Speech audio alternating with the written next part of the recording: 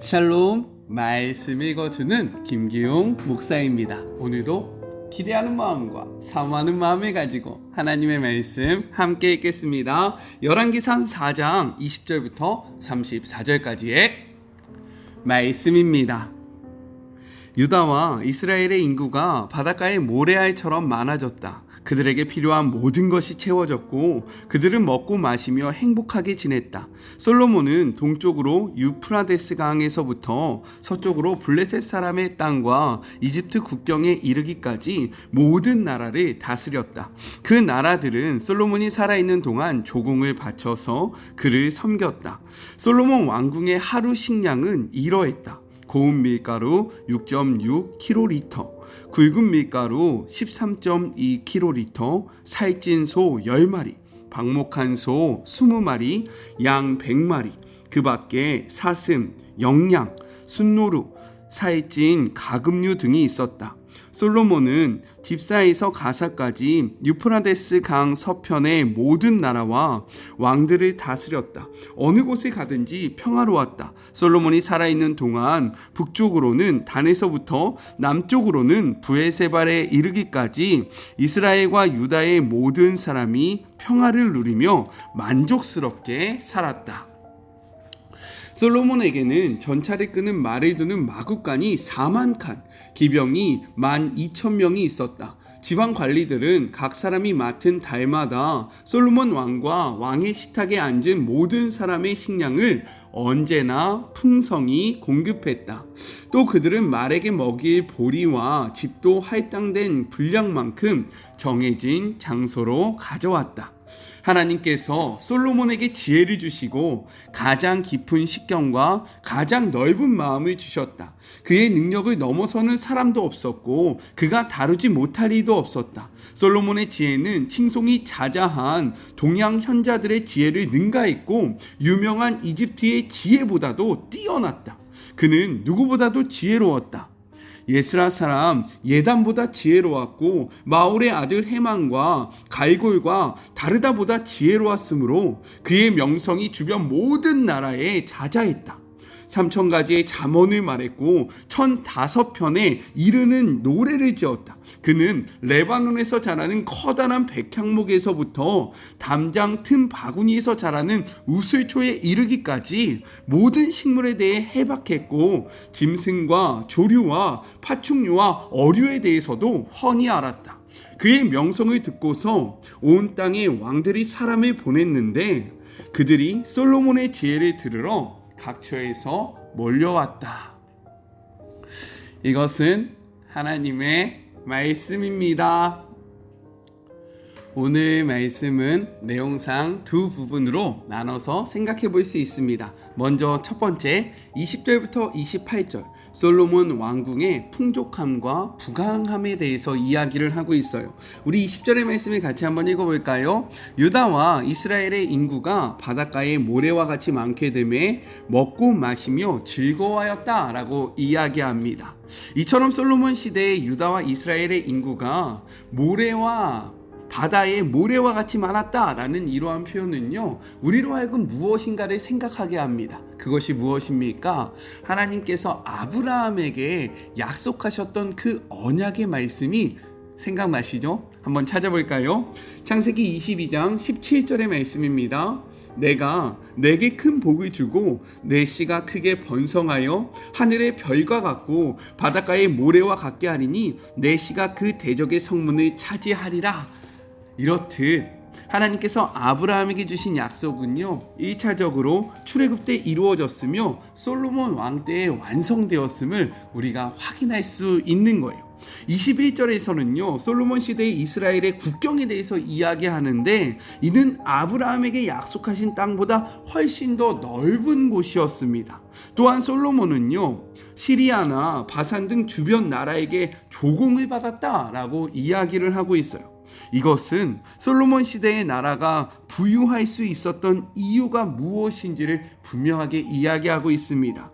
이런 조공으로 솔로몬은 매우 부유했는데 오늘 말씀에서는요 그 부유함을 솔로몬 궁전에서 하루 동안 소비되는 한 달이 아닙니다. 1년이 아니에요. 하루 동안 소비되는 그 식량을 통해서 드러내고 있습니다. 고운 가루는요 30고루, 굵은 가루는 60고루, 대략 33,000리터 정도다라고 이야기를 할 수 있어요. 2리터 페트병 아시죠? 생수가 담겨있는 2리터 페트병으로 16,500개가 되는 분량이었다라는 거예요. 여기에 외양간에 가둬놓고 키운 살찐 소가 10마리였고요. 그리고 들에서 방목하여서 키운 소가 20마리, 양이 100마리고 그 외에 사슴과 노루와 쇠고기를 먹었다라고 이야기를 합니다. 당시 솔로몬 궁전에서 제공한 음식은요, 솔로몬 궁전에서 일하는 신하뿐만 아니라 각 요새에 배치된 신하들에게까지 제공된 것으로 보이는데, 학자들은요 그 수가 최대 32,000명 정도가 될 것이다 라고 이야기를 합니다. 어마어마한 숫자죠. 그리고 24절에 다시 솔로몬이 다스렸던 영토에 대한 언급이 나오는데요. 솔로몬 시대에 이스라엘의 주변에 있던 에돔, 그리고 모압, 암몬, 하맛 여러 도시 국가가 솔로몬 왕국의 군사력과 외교적 힘이 막강했기 때문에 그들을 넘어서지 못했고 공격하지 못했고, 그리하여 그가 어디로 가든지 그는 평안할 수밖에 없었다라고 이야기를 합니다. 이러한 상황 속에서 솔로몬이 사방에 둘린 민족과 평화를 누렸다라고 이야기하고 있는 거예요. 24절 같이 한번 읽어볼까요? 솔로몬이 그 강 건너편을 딥사에서부터 가사까지 모두 그 강 건너편의 왕을 모두 다스림으로 그가 사방에 둘린 민족과 평화를 누렸다라고 이야기하고 있어요. 26절부터 28절은요 솔로몬의 말과 병사들을 이야기합니다. 말을 기를 수 있는 마구간의 칸수가 얼마나 된다라고 이야기합니까? 4만 개가 되었고, 그리고 12,000명의 마병이 있었다라고 이야기해요. 이것은 그 당시 솔로몬이 소유한 그러한 군사력이 얼마나 막강했는지를 분명하게 보여주고 있는 것입니다. 이 모든 것은요 하나님의 약속이었고, 그리고 하나님의 축복이었으며 하나님의 언약의 성취였다라는 거예요. 이것이 중요합니다. 우리 열왕기상 3장 13절을 같이 한번 읽어볼까요? 내가 또 내게 구하지 아니한 부귀와 영광도 내게 주노니 내 평생의 왕들 중에 너와 같을 자가 없을 것이다. 우리가 주일날 함께 나누었던 그 말씀이죠. 하나님께서 꿈에게 그에게 나타나셔서 내가 너에게 무엇을 줄까? 그가 이야기합니다. 하나님의 백성을 바르게 다스릴 지혜를 허락해 주십시오.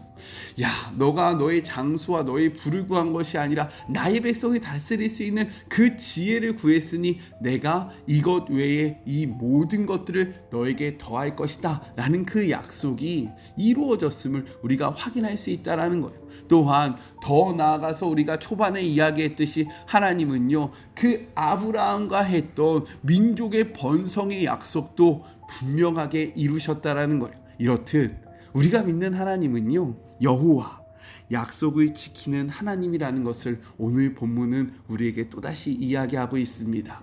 오늘날도 동일하다라는 거죠. 하나님은요 하나님의 약속을, 하나님의 말씀을 우리의 삶 가운데서 신실하게 지켜나가고 계십니다.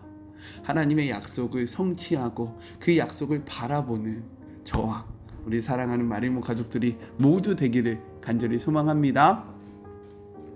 둘째, 29절부터 34절 솔로몬의 지혜에 대한 소문이 퍼짐에 대해서 이야기를 하고 있습니다. 이는 솔로몬의 지혜가 얼마나 대단했는지에 대한 예를 들었던 그 말씀을 다시 한번 이야기하고 있는 건데, 3장에 보면 어떠한 이야기가 기록되어 있었습니까? 솔로몬의 재판, 믿는 사람이든 믿지 않는 사람이든 다 알고 있는 그 아이가 누구의 아이인지를 가르쳐주는 그러한 지혜로운 모습이 담겨 있는데, 여기서 더 나아가 솔로몬의 지혜가 국내뿐만 아니라 주변 국가에서 이웃에게까지 널리 퍼져졌음을 분명하게 우리에게 알려주고 있다는 거예요. 솔로몬은요 주변 모든 나라보다 더 뛰어난 지혜를 가짐으로써 그 지혜를 듣기 위해서 천하의 모든 왕들이 보낸 자들이 그를 찾아왔습니다. 중요한 것은 무엇이냐? 이것이 중요한데, 그 지혜는 하나님을 경외하는 데로부터 나온 지혜였다라는 사실인 거예요. 또한 하나님의 질서를 아는 지혜였으며 세상을 이롭게 하는 이타적인 지혜였다라는 사실입니다. 저는요 저에게 이러한 지혜가 있기를 소망하고 또한 이 영상을 보는 우리 사랑하는 마리모 가족들에게 이러한 지혜가 있기를 소망합니다. 성경은요 이렇게 이야기해요. 잠언 9장 10절의 말씀입니다. 여호와를 경외하는 것이 지혜의 근본이요 거룩한 자를 아는 것이 명철이니라. 솔로몬에게 이러한 지혜가 임한 이유가 무엇입니까? 솔로몬은요 하나님을 알았다라는 거예요. 하나님을 경외했다라는 겁니다. 그렇기 때문에 그는요 지혜를 구했고 하나님은 그의 기도처럼 그에게 지혜를 주셨다라는 거예요. 이 지혜는 하나님을 아는 지혜였고 하나님을 경외하는 지혜였다라는 사실입니다. 또한 이렇게 이야기해요. 잠언 8장 13절의 말씀입니다. 여호와를 경외하는 것은 악을 미워하는 것이라 나는 교만과 거만과 악한 행실과 패역한 입을 미워하노라. 하나님을 경외하는 지혜를 소유할 때에요 우리는 하나님의 뜻에서 벗어난 거만, 악한 행실, 패역한 입을 미워하는 자가 될 수 있다라는 거예요. 하나님을 경외함으로 지혜를 소유하고 그리하여 하나님이 싫어하는 하나님께로부터 벗어난 모든 것들과 분리되는 세상을 이롭게 하고 하나님이 허락하신 삶의 자리를 풍요롭게 하는 그로 인하여 하나님께 영광을 돌리는 우리 모두가 되기를 간절히 소망합니다. 우리 같이 기도할까요? 하나님 감사합니다. 하나님은 다시 한번 이 말씀을 통하여 약속을 지키시는 하나님이라는 것을 분명하게 말씀하여 주십니다. 주님, 우리가 이를 믿으며 하나님의 약속을 꽉 붙잡고 하나님의 말씀대로 살아가 하나님의 그 언약을 이루는 그 언약의 축복을 모두 다 받는 주의 모든 자녀들 되게 하여 주시옵소서. 여호와를 경외하는 것이 지혜의 근본입니다. 하나님, 솔로몬은 하나님을 경외할 때에 세상이 감당할 수 없는 지혜를 소유하였습니다. 우리도 그러한 자들이 되기를 소망하오니 하나님을 경외함으로 세상이 감당할 수 없는 지혜를 소유하고 세상이 감당할 수 없는 지혜를 소유하여 세상의 악을 대적하는 주의 모든 자녀들 되게 하여 주시옵소서. 함께 하실 주님을 바라보며 거룩하신 예수님의 이름으로 간절히 기도드립니다. 아멘. 하나님은 오늘도 하나님의 그 약속을 신실하게 이루어 가십니다.